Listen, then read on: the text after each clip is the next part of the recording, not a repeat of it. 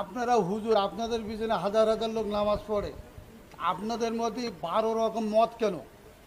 এটা আপনার প্রশ্ন। একজন বলল, প্রথম যে লোক বক্তব্য দিলে যে আলহামদুলিল্লাহ ছিল না পড়লে তার পিছনে যে দাঁড়ায় নামাজ হবে না।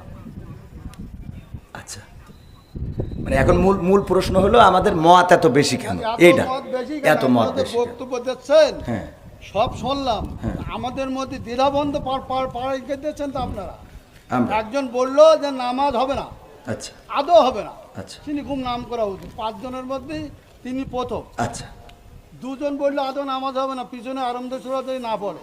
আচ্ছা তারপরে একজন বললো না আরামদে সুরা পড়া যাবে না, একজন যখন জোরে ইমাম পড়বে তখন পিছনে পড়ার কোনো যুক্তি নেই।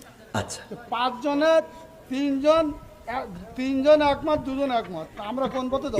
এখানে বিষয়টা হলো ইখতিলাফ আলেমদের। নামাজ হয় না আমাদের। না বাবারে, আমার তো তাহলে এবার আমি একটু উত্তর দিই। সেটা হলো, আমি তো অত বড় বড় হুজুর, এই বিষয়ে বড় হুজুর উত্তর দিক নাকি? আমি শুধু এতটুকু বলি, সেটা হলো ইখতিলাফটা, আলেমদের এই ইখতিলাফ, এটা এখন শুধু না, বিশ্বনবী সাল্লাল্লাহু আলাইহি সাল্লামের সাহাবীদের যুগেও ইখতিলাফ ছিল। এটা মত পার্থক্য থাকবে। আপনি একজন চেয়ারম্যান, বাংলাদেশে অসংখ্য চেয়ারম্যান আছে না নাই? তো সব চেয়ারম্যান কি একই সুরে কথা বলে? বলেন। চেয়ারম্যান ইসলামের মধ্যে ভেদাভেদ হবে কেন? চেয়ারম্যানই করে এক জিনিস আর ইসলাম এক জিনিস। চেয়ারম্যান আর ইসলামের মধ্যে আপনারা তো বুঝাইতে পারবেন না। আমি যদি বলি, যেমন আপনি একজন আলহাজ মানুষ, দেখেন আপনি সব বাদ দেন, ইসলামের বেসিক কিছু নিয়ম আছে। ইসলামের কোনো সম্পর্ক নেই। আচ্ছা, ইসলামের তো আপনি হজটা করেছেন, তাই না? হজ করেছেন না? আমি যে প্রশ্নটা আপনার কলাম, এখানে 600 লোক আছে, আপনি সঠিকভাবে উত্তর সঠিকটা আপনি তো উত্তরের আগেই তো বকর করতেছেন। আমার উত্তরটা দিতে দেন, আমার কথা তো বলতে দেবেন। তা বলতে না দিলে আমি কি করে বুঝাবো? ফালতু কথা বলিছেন, বলো খবরদার। ল্যাঙ্গুয়েজ সোজা করেন না, সোজা করে দেবো কিন্তু একদম বলেন। ল্যাঙ্গুয়েজ সোজা করে বলেন। আমি বলছি আমার কথা তো বলতে দেবেন। ল্যাঙ্গুয়েজ সোজা করে দেবো কিন্তু একদম। বিয়াদব লোক কম নাগার ভকর ভকর করতে আমি খাবার দেবো, একটা চোখ বাসটা করে দেবো কিন্তু একদম। আমি প্রশ্ন করলাম যে একজন লোক বলতে আলহামদুলিল্লাহ নামাজ পড় না, শুরু না বললে নামাজ হবে না, ফালতে পারতেছি। আমি বলছি আমার উত্তরটা তো দিতে। কোন জায়গায় কি বলতে জানি যাই, পুকাতে কি লেগে বলে জানি যাই। হাত কম নাগার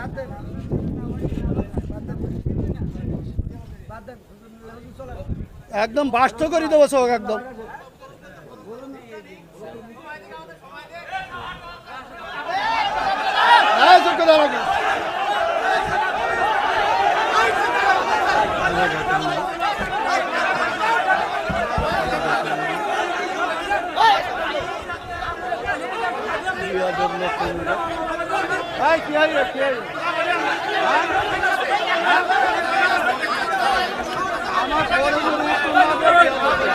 গতকালকে একটা ঘটনা ঘটে গেল, দেখেছেন কিনা আপনারা? চোখে পড়েছে? মাহফিল, আমার আলোচনা শেষ, মোস্তফা মাহবুবুল আলম আলোচনা করবেন। চেয়ারম্যান এসেছে, রানিং চেয়ারম্যান। আমার ভাইজান বললেন সাবেক চেয়ারম্যান। উনি সাবেক নন, উনি রানিং চেয়ারম্যান, বাংলাদেশ জাতীয়তাবাদী দল। উনি আলোচনার মাঝখানে বললেন, হুজুর আপনি ওয়াজ শেষ করেন, আপনার কাছে আমার প্রশ্ন আছে, উত্তর দিয়ে তারপরে যাবেন। আমি বললাম মাহফিলে তো বড় বক্তা আছে, উনি আমার থেকে আরো ভালো জানেন, তো উনার কাছে প্রশ্ন করবেন, উনি উত্তর দিতে পারবেন। আর আমার যদি কঠিন প্রশ্ন করেন তাহলে আমার তো এলেম কম, জানাশোনা কম। তো সুতরাং আমি যদি উত্তর দিতে না পারি তাইলে যতটুকু সম্মান আছে সেইটুকুই নষ্ট হইবে। কথা কি খারাপ বলেছি? তো উনি লাস্টে বললেন যে আমি শেষ করে দিলাম। দেওয়ার পরে উনি বললেন আমার একটু প্রশ্ন আছে, একটু শোনেন। কি তো আপনাদের মধ্যে এত মত কেন, এত পথ কেন? সূরা ফাতিহা 5 জন আলেম, এই সেই মোবাইলে দেখেছে যে 5 জন আলেম, বিখ্যাত আলেমদের মধ্যে 2 জন বলতেছে সূরা ফাতিহা না পড়লে নামাজ হবে না, আর অন্যরা বলতেছে সূরা ফাতিহা ইমামের পিছনে পড়ার দরকার নাই। এত মত পার্থক্য কেন? আপনাদের এত 13 দল কেন, 14 দল কেন? তো আমি কথা বলতে যাচ্ছি, উত্তর দিতে যাচ্ছি, বুঝাইতে যাচ্ছি, উনি উনার কথার মধ্যে কথা বলেই যাচ্ছেন। তো আমি এক পর্যায়ে আমার যে আঞ্চলিকতা, মানে আমি বললাম আপনি যদি বগর বগর করেন তা আমি কিভাবে বলবো, আমার বলার তো সুযোগ দিবেন। এখন এই বগর বগর শব্দটা ওনার খুব সেন্সে লেগেছে, মাইন্ডে লেগেছে। বিএনপির নেতা, পাশাপাশি রানিং চেয়ারম্যান, তো এই কথাটা নিয়ে উনি উল্টো পাল্টা ব্যবহার করেছেন, যেগুলো আপনারা দেখে থাকতে পারেন। তো আজকে এটা নিয়ে কালকে থেকে তো talk of the town Bangladesh, Satkhira, Jessore, Khulna, বিদেশ হইতে হইতে আজকে মানববন্ধন, তারপরে যে স্মারকলিপি নিয়ে গেছে ডিসি মহোদয়ের কাছে সাতক্ষীরা জেলা ডিসির কাছে স্মারকলিপি পেশ করেছে এবং এটার ব্যবস্থা নিতে বলেছে। উনার পক্ষ থেকে আমার সাথে যোগাযোগ করা হয়েছে। আমি বলেছি আমার উনার প্রতি ন্যূনতম কোনো রাগ, ক্ষোভ, অভিমান কোনো কিছুই নাই, আমার মনের মধ্যে কিছু নাই ওনার জন্য দোয়া ছাড়া। আমি দোয়া করি আল্লাহ রাব্বুল আলামিন যেন উনাকে এটা হেদায়েতের ওসিলা করে দেন, এটা আমার দোয়া। কিন্তু সংগঠন যে সিদ্ধান্ত নিয়েছে, সাতক্ষীরার মানুষ যে সিদ্ধান্ত নিয়েছে, সেটাকে অ্যাভয়েড করার অথবা সেটাকে বন্ধ করার এখতিয়ারও আমার নাই, সেটাকে চালিয়ে নেওয়ার বলার অধিকার আমার নাই।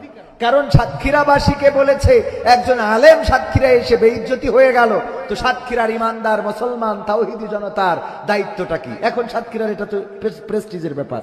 আমি যদি মেহেরপুরে এসে এখন কোনো কারণে এখানে অপমানিত হই, তো আপনাদের লজ্জার কারণ কি না?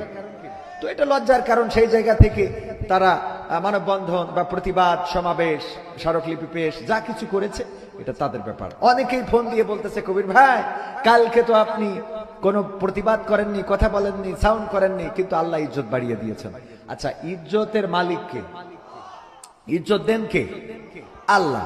ইজ্জত বাড়ান কমান এটার জন্য না। কালকে যেটা ঘটেছে ওই ঘটনাটার প্রত্যাশা আমি করি নাই। কেউ যদি মনে করে যে এই ঘটনায় কবির বিন সামাদ অনেক পরিস্থিতি পাইছে, তার প্রতি সিম্প্যাথি তৈরি হয়েছে বা তার এর জন্য বেশি ভালোবাসে, এটার কোনো প্রয়োজন নেই। বরং এই জাতীয় ঘটনা না ঘটে সবাই যদি ইসলামের জন্য এক কাতারে সামিল হয়ে যায়, সেটাকেই বরং আমরা ভালোবাসি। বলেন ঠিক না বেঠিক?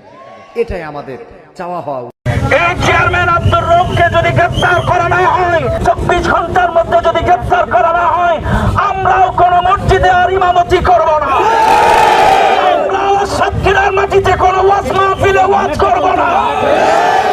বলবো অনতি বিলম্বে দৃষ্টান্তমূলক শাস্তি তাকে দিতে হবে, জাতির কাছে তাকে মাপ চাইতে হবে।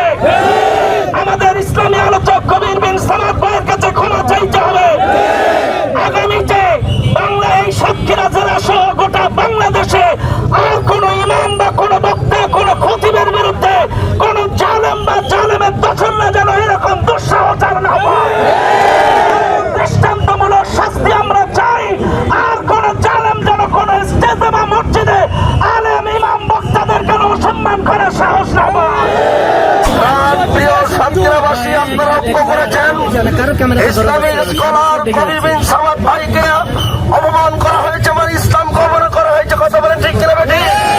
সুতরাং আগামী 24 ঘন্টার মধ্যে যদি রৌফ চেয়ারম্যান সন্ত্রাসী যদি মাপ না চাই, আমরা তার দাঁত ভাঙা জবাব দিতে চাই এবং তাকে গ্রেফতার করে দৃষ্টান্তমূলক শাস্তি দাবি করছি। ঠিক না বেঠিক?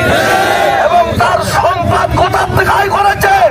বহু ঘেরের মালিকদেরকে জমির টাকা হারিয়ে দেয় নাই। তার সম্পদ দুদকে পাঠিয়ে তার সম্পদ তদন্ত পূর্বক এসপি মহোদয়, ডিসি মহোদয়কে আবেদন জানাবো, তাকে গ্রেফতার করে তার সকল সম্পদ তদন্ত পূর্বক তার এই বেইজ্জতিমূলক ভাষাকে আমরা তদন্ত চেয়ে তার বিরুদ্ধে আইনানুগ ব্যবস্থা কামনা করছি। তিনি আগামীকাল জোহরের আগেই, জুম্মার আগেই সাংবাদিক সম্মেলন করে তিনি যদি মাপ না চাই, তার বিরুদ্ধে মজলিসুল মুফাসসিরিন জেলা কমিটির পক্ষ থেকে সারা দেশব্যাপী প্রয়োজন বোধে হরতাল অবরোধ দিতে বাধ্য হবে। আমাকে ধন্যবাদ। আমরা এই সন্ত্রাসী রৌফের কালো হাত আর দেখতে চাই না, তার কালো মুখ দেখতে চাই না। তিনি মাপ না চাই, জনগণ যদি ধরে ধোলাই দেয়, আমাদের কিচ্ছু করার থাকবে না। মাস্টার আব্দুল সামাদ সাহেবের কলিজার টুকরা সন্তান জনাব কবির বিন সামাদকে যে অকাত্য ভাষায় গালিগালাজ তিরস্কার করা হয়েছে, একজন মানুষ হয়ে এরকম অমানুষের মতো কথা হাজার মানুষের সামনে স্টেজে বলতে পারে না। আমরা তার সেই প্রতিবাদে আজকে প্রেস ক্লাবের সামনে সাতক্ষীরার পক্ষে বাংলাদেশ মজলিসুল মুফাসসিরিন এবং আলেম ওলামা ধর্মপ্রাণ মুসলমান একত্রিত হয়েছে। 24 ঘন্টার ভিতরে প্রশাসনের কাছে আমাদের দাবি, ওই কালো হাত আমরা আর দেখতে চাই না। স্বৈরাচার বিদায় হয়েছে। এই সাতক্ষীরায় নতুন করে আবার কোন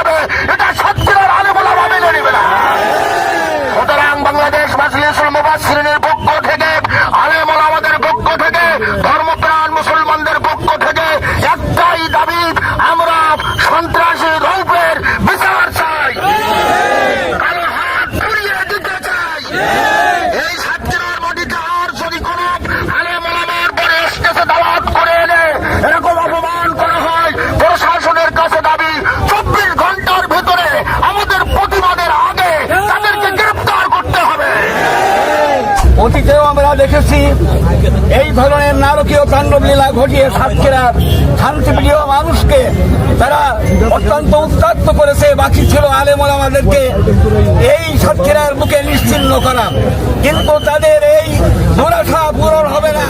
সাতক্ষীরার মাটি কোরআনের ঘাঁটি, সাতক্ষীরার মাটি ইসলামের ঘাঁটি। কেউ অন্যায় ভাবে নিরীহ একজন আলেমকে কোরআনের কথা বলার কারণে হস্তানস্তা করেছে, সাতক্ষীরাবাসী এর বিচার চাই। আমরা প্রশাসনকে অনুরোধ রাখতে চাই, আগামী 24 ঘন্টার মধ্যে তাকে গ্রেফতার করে তদন্তপূর্বক ন্যায়ানুগ পন্থায় এর ব্যবস্থা না করলে এই সারা সাতক্ষীরার সমস্ত মসজিদ, মাদ্রাসা, আলেম ওলামা খালি নয়, ধর্মপ্রাণ সকল পর্যায়ের মানুষ একসাথে হয়ে এর প্রতিবাদ জানাবার জন্য যদি কোনো পদক্ষেপ গ্রহণ করে তার জন্য প্রশাসনকে এর দায়ভার গ্রহণ করতে হবে। অনতি বিলম্বে একে গ্রেফতার পূর্বক শাস্তির আওতায় আনার জন্য অনুরোধ রেখে প্রশাসনকে অনুরোধ রেখে আমার কথা শেষ করছি। আসসালামু আলাইকুম ওয়া রাহমাতুল্লাহ। আলহামদুলিল্লাহ, সম্মানিত হাজিরিন, এ পর্যায়ে আপনাদের সম্মুখে সর্বশেষ আলোচনা নিয়ে আসছেন, প্রধান অতিথির আলোচনা নিয়ে আসছেন বাংলাদেশ ওলামা বিভাগ সাতক্ষীরা জেলা শাখার সংগ্রামী সভাপতি, বাংলাদেশ মাজলিসুল মুফাসসিরিন সাতক্ষীরা জেলা শাখার সংগ্রামী উপদেষ্টা, কেন্দ্রীয় জাতীয় পরিষদের অন্যতম সদস্য, বিশিষ্ট আলেম দ্বীন জনাব হযরত মাওলানা ওসমান গনি ভাই, জনাব হযরত মাওলানা ওসমান গনি সাহেব। আসসালামু আলাইকুম ওয়া রাহমাতুল্লাহি ওয়া বারাকাতুহু। সম্মানিত সাতক্ষীরাবাসী, আজকে অতি দুঃখের সঙ্গে একটি কথা বলতে হয়। প্রবাদে বলে, যার যা স্বভাব ধনে কখনো না যায়, ঢুলের ছেলেরা ঢোল না থাকলে বসে বসে পেটটা যায়। এই আব্দুর রব সাহেব, যার নাম উচ্চারণ করতে আমাদের ঘৃণা লাগে, 2006 সালের 23শে মার্চ আলেম ওলামার বিদ্বেষে কথা বলেছিল। ব্যক্তিগত কণ্ঠে অধ্যক্ষ মাওলানা আব্দুল সাহেব, আব্দুল বারী সাহেবের নেতৃত্বে এই প্রতিবাদ জানানো হয়েছিল। গতকাল ভিন্ন জেলার একজন আলেম মেহমান হিসাবে আসায় তাকে যে সম্মান করেছে, আমরা মনে করি সাতক্ষীরার গোটা সাতক্ষীরার আলেম এর তীব্র নিন্দা এবং প্রতিবাদ জানাচ্ছে। আমরা সুস্পষ্ট বলতে চাই, এই আব্দুর রহমান একের পর এক অপতৎপরতা চালিয়ে যাচ্ছে। এই অপতৎপরতা বন্ধ করতে হবে। প্রশাসনের দৃষ্টি আকর্ষণ করতে চাই, মাননীয় জেলা প্রশাসক, আপনি অবশ্যই এ বিষয়টি উপলব্ধি করেছেন। এদেশের তথা সাতক্ষীরার গোটা ওলামায়ে কেরাম এর বিরুদ্ধে অবস্থান করেছে। যদি আপনি এর ব্যবস্থা গ্রহণ না করেন, আমরা ওলামায়ে কেরাম বাংলাদেশ মাজলিসুল মুফাসসিরিনের নেতৃত্বে আপনার দপ্তরে এর সঠিক বিচার কামনা করছি। এর দৃষ্টান্তমূলক শাস্তি যদি না নেন, যদি কোনো আইনানুগ ব্যবস্থা গ্রহণ না করেন, পরবর্তী প্রশাসনকে এই আলেম সমাজ দায়ী করবে। আমি গোটা সাতক্ষীরার ওলামায়ে কেরাম, সাতক্ষীরাবাসীকে আন্তরিকভাবে ধন্যবাদ জানাচ্ছি। আজকের এই প্রতিবাদ মানববন্ধনে একত্রিত হয় সকলকে ধন্যবাদ। মাশাআল্লাহ।